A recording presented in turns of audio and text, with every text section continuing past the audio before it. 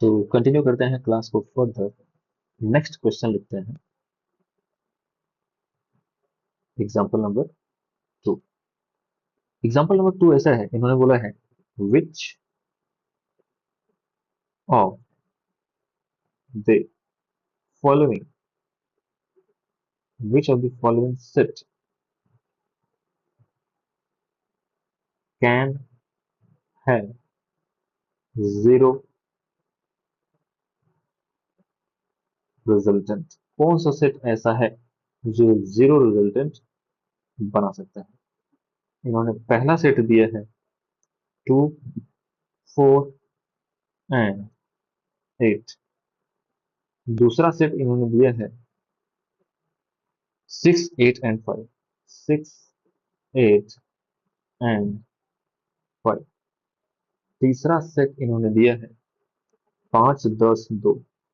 5, 10 and 2। Fourth set इन्होंने दिया है 10, 20 और 5। 10, 20 और 10, 20 और 5।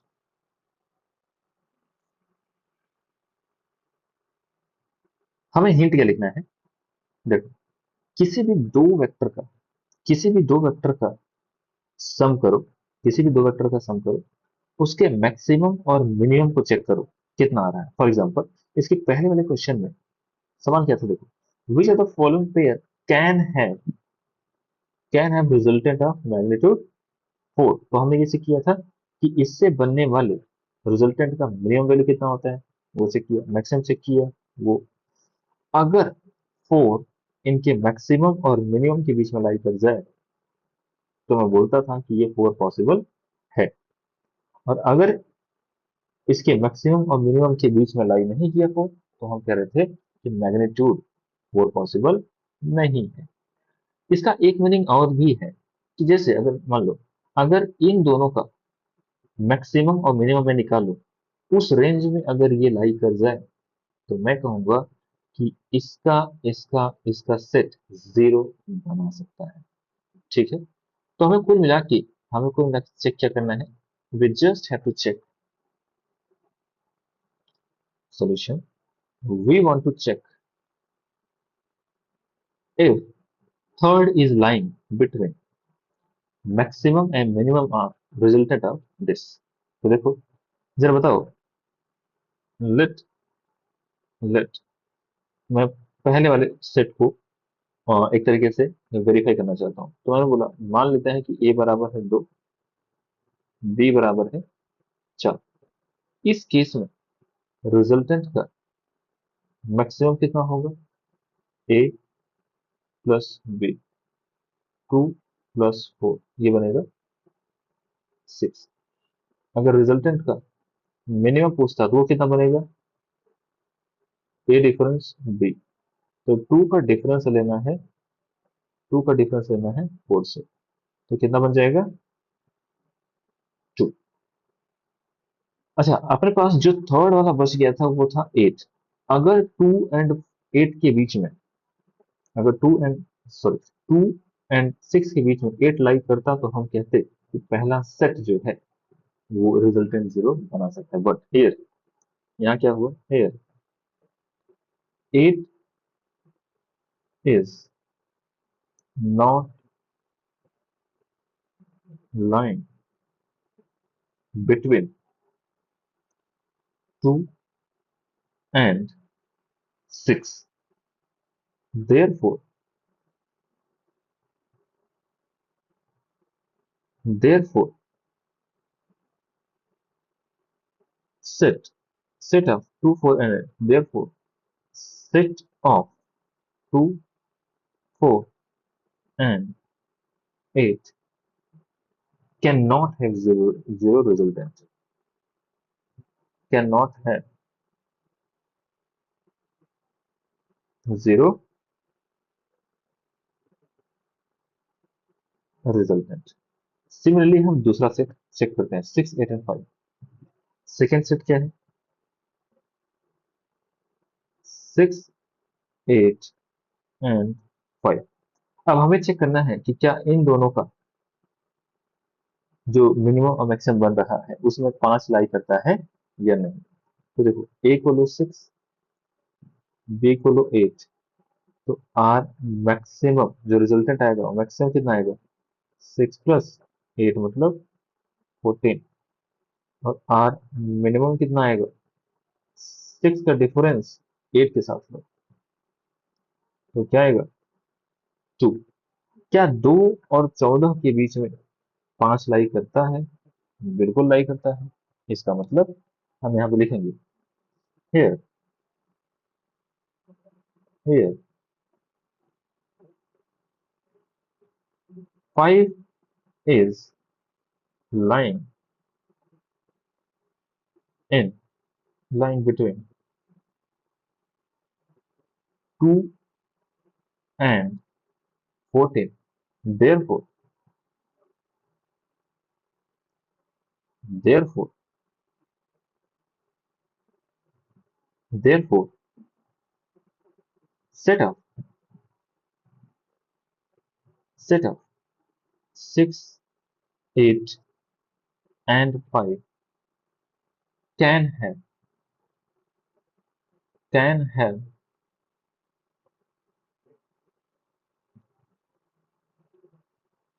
0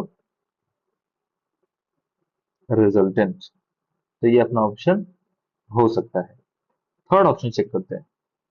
थर्ड ऑप्शन क्या था 5, 10 एंड 2। 5, 10 एंड 2। तो हमारे लिए अभी एक ए क्या है, ए है 5,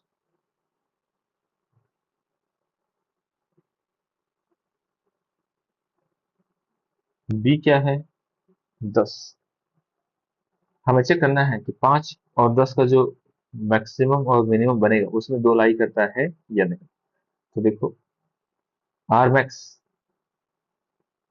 5 प्लस 10 कितना हो जाएगा 15, आर मिनिमम 5 डिफरेंस 10 कितना बन जाएगा 5। हियर जो बच गया 2, 2 is not in between 5 and 15,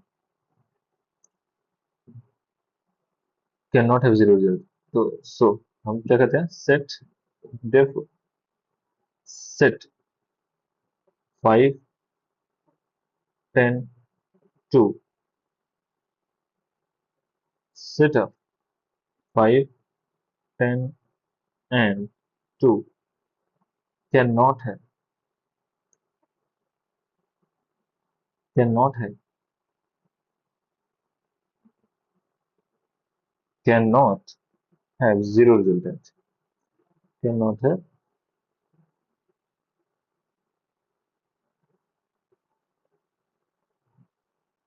zero resultant। Fourth option check करते हैं। फोर्थ ऑप्शन क्या है 10, 20 एंड 5। 10, 20 and 10, 20 and 5। इसको चेक करते हैं, सीधे करते हैं। आर मैक्सिमम कितना आएगा 10 प्लस 20 बराबर 30। आर मिनिमम कितना आएगा 10 का डिफरेंस लेना है 20 के साथ, तो कितना आएगा 10। यहाँ हम क्या देख सकते हैं 5 is not in between 10 and 30, therefore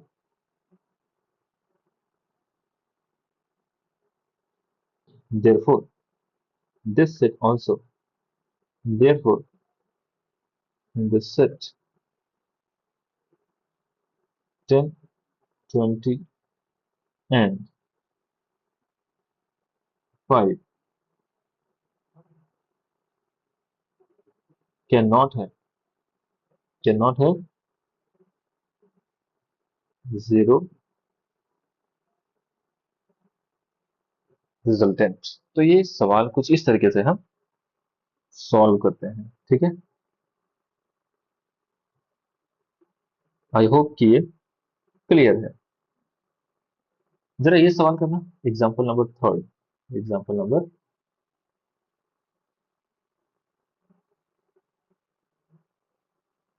example number third.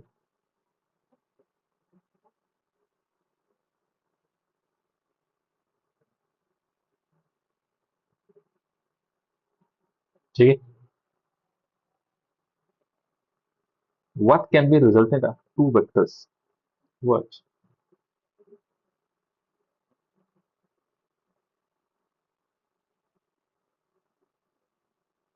can be resultant of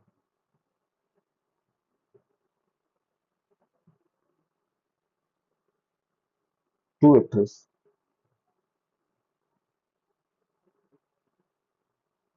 Two vectors,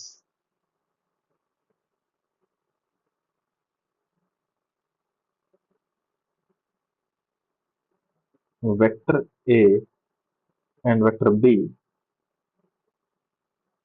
of magnitude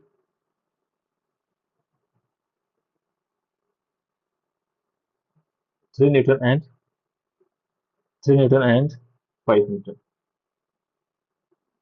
question क्या है कि कौन कौन सा रिजल्टेंट पॉसिबल है। इन्होंने दे रखा है कुछ। First 10 Newton, second 1 Newton, third 12 Newton, fourth 2 Newton, fifth 6 Newton,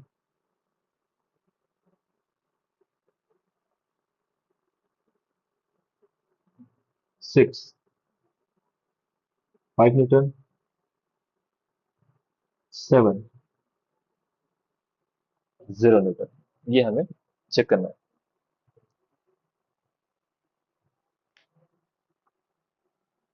जरा चेक करते हैं, हमें क्या चेक करना है। What can be resultant of two vectors? What can be resultant of two vectors? Magnitude इन्होंने क्या दिया है, तो कौन कौन से पॉसिबल कंडीशंस हैं, जरा चेक करते हैं। देखो, सोल्यूशन, हमें पता है कि जो रिजल्टेंट है, रिजल्टेंट का मिनिमम वो कितना बनेगा, सॉरी, रिजल्टेंट का जो मैक्सिमम बनेगा, मैक्सिमम, अगर मैं 3 न्यूटन और 5 न्यूटन की बात करूं, तो जो रिजल्टेंट का मैक्सिमम बनेगा वो 3 प्लस, और जो रिजल्टेंट का मिनिमम बनेगा वो 3 डिफरेंस 5 = 2 बनेगा। तो अब हमें ये देख लेना है, इफ, मतलब हमें क्या चेक करना है कि जो रेंज है अपना, वो 8 और 2 के बीच में, R can be any value between. इसका मतलब क्या है, आर कैन बी हियर। इसका मतलब क्या हुआ, इट रिप्रेजेंट,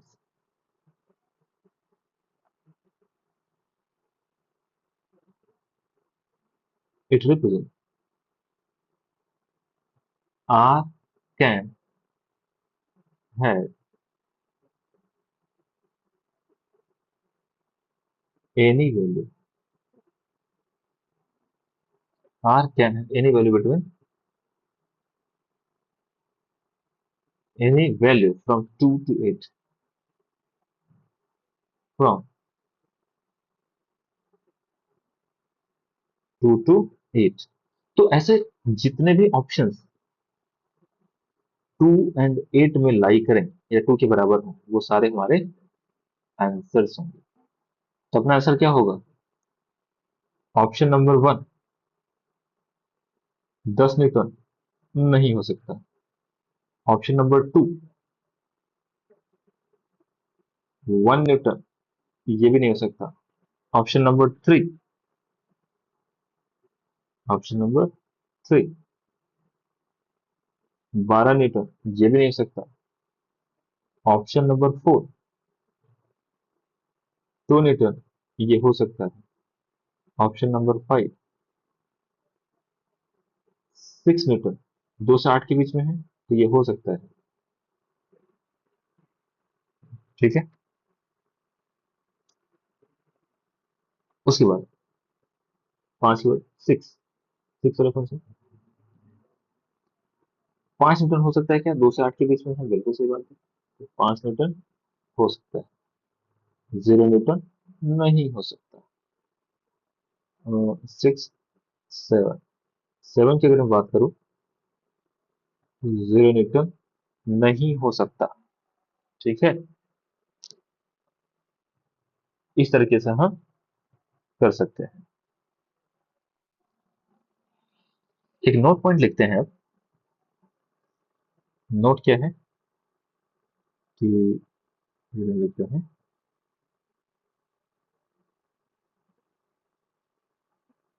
नोट।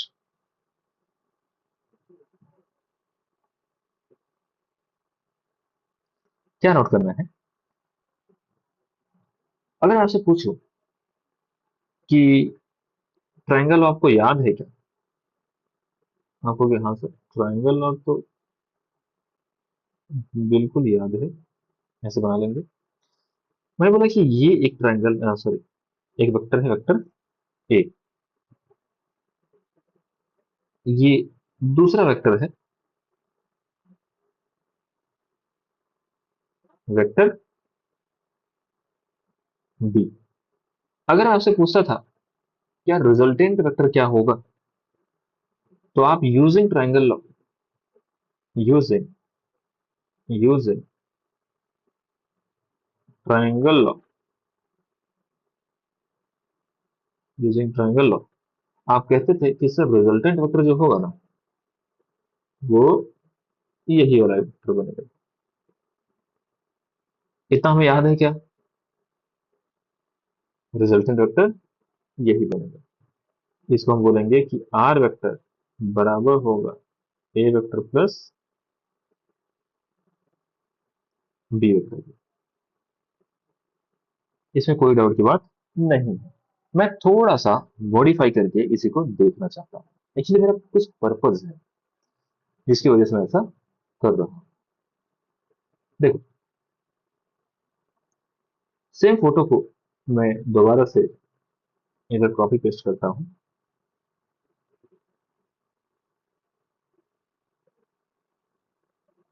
जरा बताओ, क्या आपको अपोजिट वेक्टर याद है?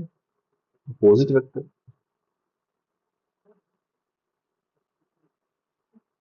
अगेन मैं ऐसा क्यों कर रहा हूँ, इसके पीछे भी एक रीजन है। इमेजिन करो कि अगर मैं यहीं पर इस आर वेक्टर को अंदर दिखा दूं और एक हरे कलर का वेक्टर बनाऊं, ग्रीन कलर का एक वेक्टर बनाऊं।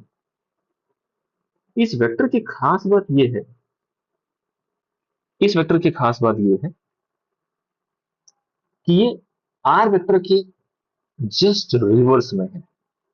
आर वेक्टर के जस्ट, जो डायरेक्शन है जस्ट आर वेक्टर का उल्टा है। तब हमने क्या बनाया है, हमने सी वेक्टर बनाया है, जहां पे आर वेक्टर का मैग्नीट्यूड इक्वल है सी वेक्टर के मैग्नीट्यूड से। ये हम मान लो आपको दे दिए कि हाँ भाई ऐसा है। दूसरी बात, direction of direction of direction of C vector is opposite of R vector. जरा बताओ, एक ऐसा वेक्टर जो आर वेक्टर के ऑपोजिट में हो और दोनों का मैग्नीट्यूड इक्वल हो, क्या मैं ऐसा लिख सकता हूं कि आर वेक्टर, क्या मैं ऐसा लिख सकता हूं कि जो आर वेक्टर होगा वो माइनस का सी वेक्टर होगा, क्योंकि दोनों का रिजल्टेंट, सॉरी, दोनों का मैग्नीट्यूड बराबर है और डायरेक्शन अपोजिट है। इक्वेशन नंबर वन देखो। इक्वेशन नंबर वन क्या कहता है कि R is equal to A plus B from from equation one. From equation one अगर मैं देखूं तो आर किसके बराबर था, A vector plus B vector, और यह किसके बराबर आ गया, माइनस के सी वेक्टर के। तो क्या मैं इसको ऐसा लिख सकता हूँ क्या, A vector plus B vector plus C vector बराबर जीरो, बराबर ऐसा लिख दो, कोई समस्या है क्या, कोई समस्या तो नहीं होनी चाहिए। बट इसका एक बड़ा ही इंपॉर्टेंट सा कंक्लूजन है। पहले मैं इसी डायग्राम को दोबारा से शो करूं, फिर मैं आपको कंक्लूजन दिखाता हूँ, मतलब बताता हूँ कंक्लूजन क्या है। इसे हम कॉपी करते हैं और इधर पेस्ट करते हैं। फिलहाल आपको नोट करना ही पड़ेगा। अब मैं क्या करता हूँ, मैं आर वेक्टर को रिमूव करता हूँ और सी वेक्टर को ऐसे ऑर्डर में, सी वेक्टर को यहां लगा देता हूँ। तो आपको एक चीज दिख रहा होगा कि वेक्टर ए, वेक्टर बी और वेक्टर सी तीनों ऑर्डर में है, और ऑर्डर में है तो ए प्लस बी प्लस सी कितना आया, जब ये ऑर्डर में दिखे तो ए प्लस बी प्लस सी जीरो के बराबर आया। तो देखो, एक पॉइंट लिखना है, एक लाइन लिखना है एक्चुअली, कि इफ थ्री वेक्टर्स, पॉइंट लिखना है ए ए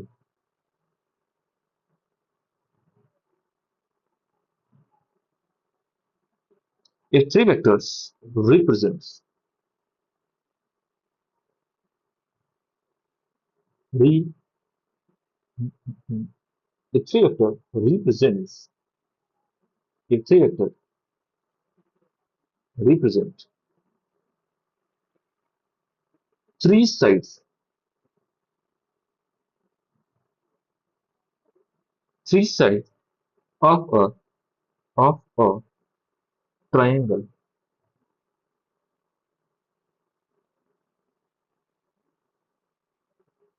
if three vectors represent three sides of a triangle in same order, in same order, then their resultant is, then their resultant is zero। ये resultant is zero कहां से आया, ये line कहां से आई, ये वाली लाइन, ये वाली लाइन, ये जो लिखा है ना, ए प्लस बी प्लस सी जीरो, ए प्लस बी प्लस सी, जो जीरो लिखा हुआ है ना,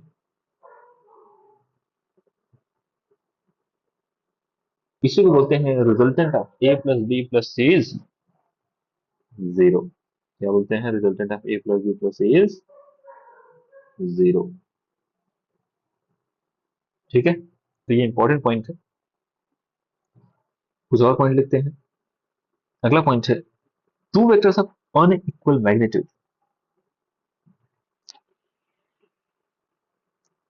two vectors of two vectors of unequal,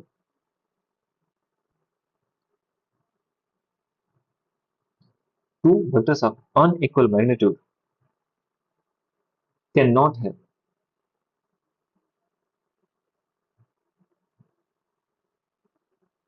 cannot have zero resultant। ये कुछ पॉइंट्स हैं जो हमें याद रखना है। भाई दो अनइक्वल वेक्टर्स मिलकर क्या कभी जीरो बना सकते हैं? सोच के देखो। जैसे एक एग्जांपल लेता हूं मैं। ये एक ऑब्जेक्ट है, ठीक है। मैं बोला एक फोर्स इधर लग रहा है 4 न्यूटन का, एक फोर्स इधर लग रहा है 3 न्यूटन। क्या ये कभी जीरो हो सकता है? This can not be zero. Resultant of these forces can not be zero. Resultant, इनको जीरो होने के लिए इक्वल होना पड़ता है। Resultant of, resultant of these two forces cannot be zero. For them to be zero, they must be equal. ठीक है। For zero resultant, for zero,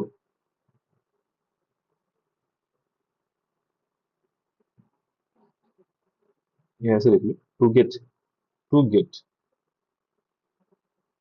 zero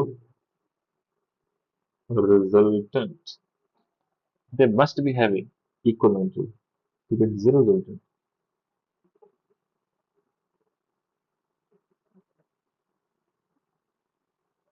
they must be they must be having equal magnitude.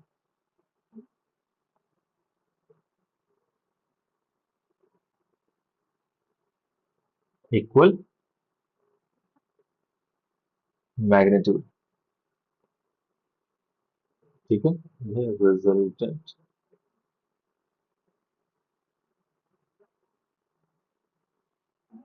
Resultant.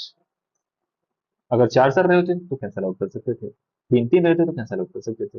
किसी के मन में आ रहा होगा sir ये forces अगर एक इधर लग रहा हो एक इधर लग रहा हो तब तो बिल्कुल ही जीरो नहीं हो सकता। मैक्सिमम कंडीशन क्या थी, मतलब लिमिटिंग कंडीशन ये थी कि भाई ये 4 इधर आ जाए 3 इधर आ जाए, एक दूसरे के अपोजिट में आ जाए, तब हो सकता है जीरो हो सकता था, लेकिन क्योंकि इक्वल मैग्नीट्यूड है इसलिए जीरो नहीं हो सकता। अगला पॉइंट, अगला पॉइंट क्या है?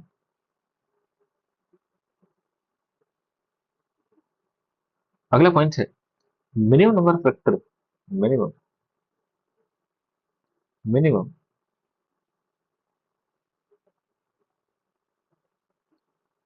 Number of vectors, minimum number of vectors of equal magnitude of, minimum number of vectors of equal magnitude to produce to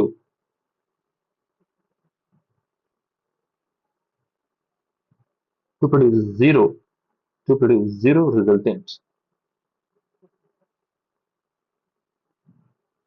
to produce zero resultant is 2। Minimum number of, अगर आपको equal magnitude के minimum number of दो vectors मिले तभी उनका resultant zero हो सकता है, सिंगल से नहीं बनाया जा सकता। दो से ज्यादा वेक्टर्स हैं तो जीरो बनाया जा सकता है, लेकिन कम से कम दो चाहिए। अच्छा, इस केस में भी हम समझ सकते हैं तो टू वेक्टर साथ ये कब होता है? when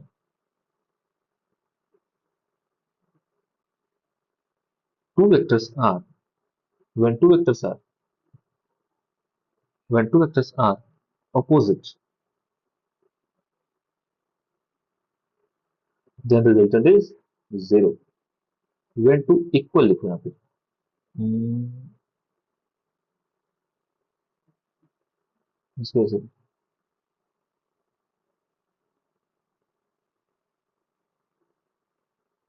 when two equal,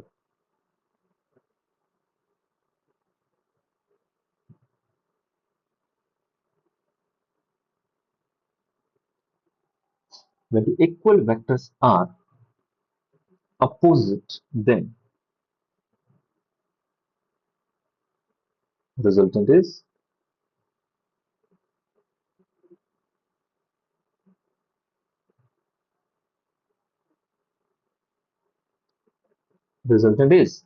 0. तीसरा पॉइंट, ये कुछ पॉइंट्स हैं जो हमें बार बार यूज आते रहेंगे, ये पॉइंट हमें याद होना चाहिए। Minimum number of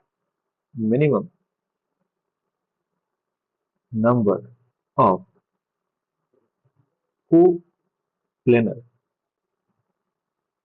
vectors, minimum number of coplanar of vectors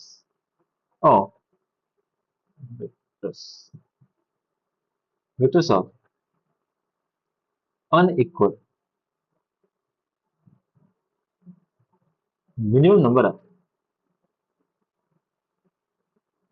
coplanar vectors of unequal magnitude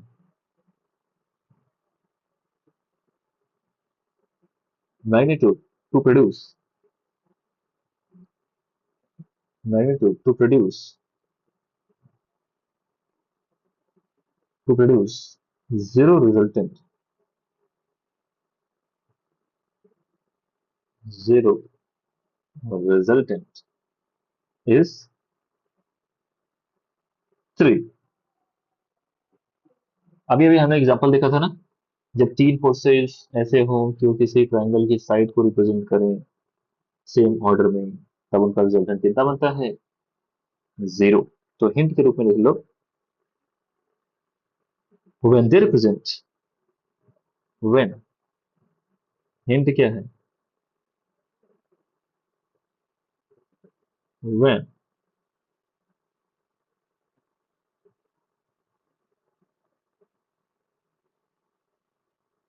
when they represent sides of triangle, sides of triangle in same order, in same order, जब कोई vectors, मान लो unequal magnitude के तीन vectors मिले, लेकिन वो ऐसे vectors हैं जिनका मैग्नीट्यूड भले ही डिफरेंट हो, डायरेक्शन भले ही डिफरेंट हो, लेकिन अगर वो किसी ट्रायंगल की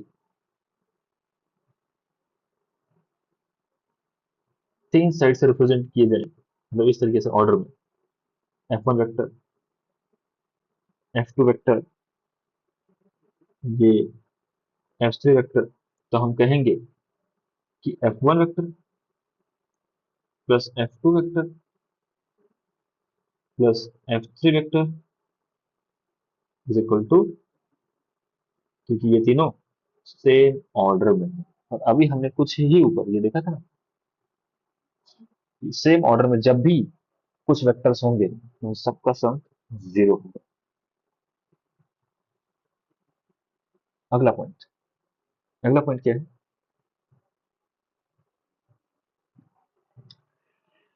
minimum number of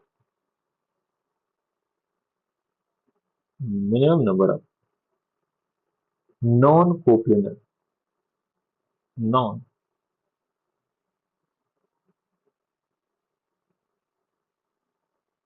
minimum number of non coplanar vectors to produce zero resultant, to produce zero resultant is 4, is 4। कम से कम 4 वेक्टर चाहिए, अगर नॉन कोप्लेनर वेक्टर हैं तो हमें कम से कम 4 वेक्टर चाहिए रिजल्टेंट 0 बनाने के लिए।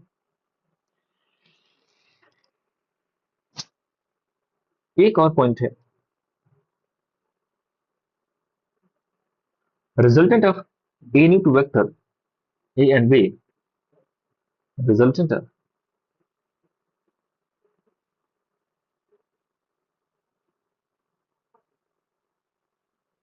resultant of any two vectors,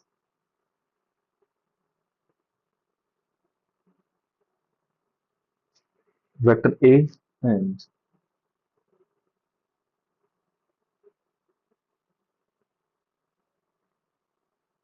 vector a and vector b lies in lies in plane of in plane of vector a and vector B. ठीक है, इस एग्जांपल अगर मैं दूं तो मान लो एक वेक्टर ऐसा है। ठीक है, एक वेक्टर ऐसा है,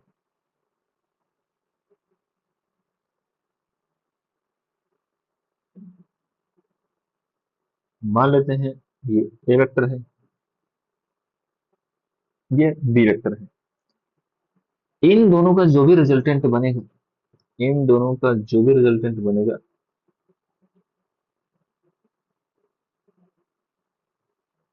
ये तीनों तीनों ही वेक्टर्स, ये तीनों ही वेक्टर्स, वेक्टर ए,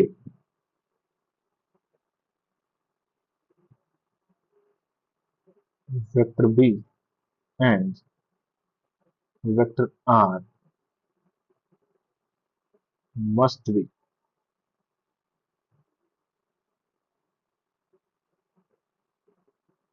को प्लेनर। दो वेक्टर का वेक्टर सम कभी भी उनके अपने ही प्लेन में लाई करेगा, इसमें कोई डाउट की बात नहीं। ठीक है, बाकी कंटिन्यू करते हैं अगली क्लास में।